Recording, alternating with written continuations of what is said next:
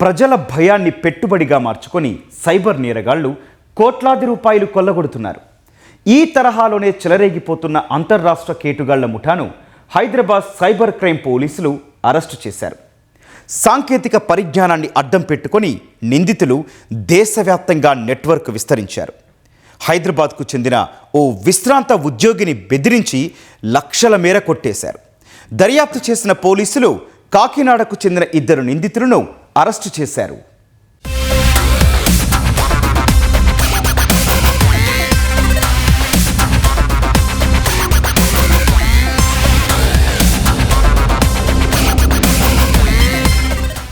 హైదరాబాద్ కు చెందిన ఓ విశ్రాంత ఉద్యోగికి ఈ నెల 4న వాట్సాప్ కాల్ వచ్చింది.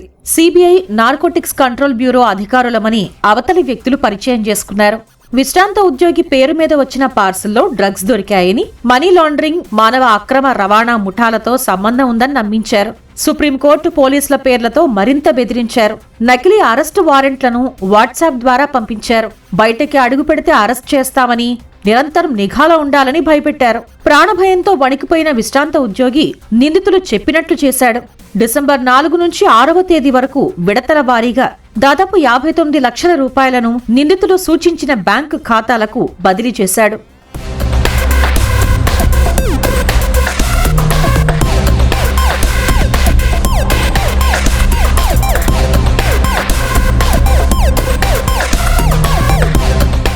రెండు రోజుల తర్వాత మోసపోయానని గ్రహించిన బాధితుడు పోలీసులకు ఫిర్యాదు చేశాడు.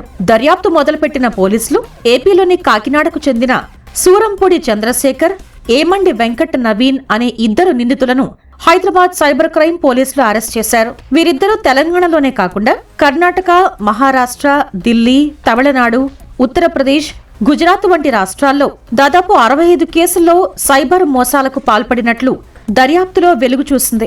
దేశవ్యాప్తంగా ఈ ముఠా సభ్యులు దాదాపు 8 కోట్ల రూపాయలను దోచుకున్నట్లు డీసీపీ అరవింద్ బాబు వెల్లడించారు. 2 పర్సన్స్ మనకి ఐడెంటిఫై అయ్యారు.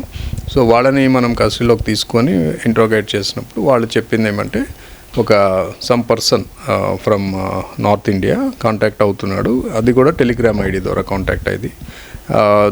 వీళ్ళకి కమిషన్ ఇస్తాము, బ్యాంక్ అకౌంట్స్ ప్రొవైడ్ చేస్తాయి అని చెప్పేసి.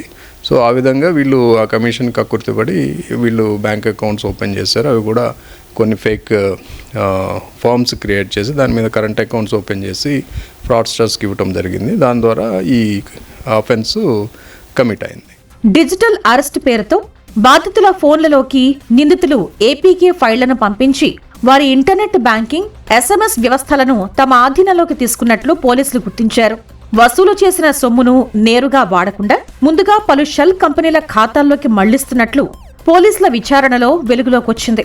అక్కడి నుంచి ఆ డబ్బును క్రిప్టో కరెన్సీగా మార్చి బైనాన్స్ P2P పద్ధతి ద్వారా తమ సొంత ఖాతాల్లోకి మార్చుకున్నట్లు దర్యాప్తులో గుర్తించారు. నిందితుల వద్ద నుంచి 5 మొబైల్ ఫోన్లు, 10 డెబిట్ కార్డులు, 4 చెక్ బుక్లు, 3 పాన్ కార్డులను పోలీసులు స్వాధీనం చేసుకున్నారు. వీళ్ళు ఇప్పటి వరకు దాదాపు ఒక 15 to 20 వరకు అకౌంట్స్ ఓపెన్ చేసినట్లు మనకి ఇన్వెస్టిగేషన్ ఉంది. ఇంకా ఇన్వెస్టిగేషన్ కంటిన్యూ అవుతుంది. సో ఇప్పటికి కూడా కొన్ని మా ఉన్న కేసు కాకుండా వేరే కేసెస్లో కూడా ఈ అకౌంట్స్ ఇన్వాల్వ్ అయి ఉన్నాయి. దాదాపు కొన్ని ఒక 6 to 7 crores వరకు ట్రాన్సాక్షన్ జరిగినట్లు ఇన్వెస్టిగేషన్లో ఫైండింగ్ ఉంది. సో దాని ప్రకారం ఇంకా ఫర్దర్గా ప్రోబ్ చేసి దాని మీద యాక్షన్ తీసుకోవటం, అలాగే క్రైమ్ లింక్స్ కూడా వెరిఫై చేసి కన్సర్న్ పోలీస్ స్టేషన్స్కి ఎక్కడైతే ఇంకా అదర్ కేసెస్ ఉన్నాయో వాళ్ళకు కూడా ఇన్ఫార్మ్ చేస్తాము. They will take also legal action. ప్రభుత్వ సంస్థ, పోలీసు విభాగం వీడియో కాల్ ద్వారా అరెస్ట్ చేయడం లేదా విచారించడం జరగదని పోలీసులు సూచిస్తున్నారు. ఆధార్ కార్డ్, బ్యాంక్ వివరాలు, ఓటీపీలను గుర్తు తెలియని వ్యక్తులకు ఇవ్వవద్దని విజ్ఞప్తి చేస్తున్నారు. ఎవరైనా మిమ్మల్ని డిజిటల్ అరెస్ట్ పేరుతో భయపెడితే వెంటనే 1930కి ఫోన్ చేసి ఫిర్యాదు చేయాలని లేదా www.cybercrime.gov.in పోర్టల్లో ఫిర్యాదు చేయాలని సూచిస్తున్నారు.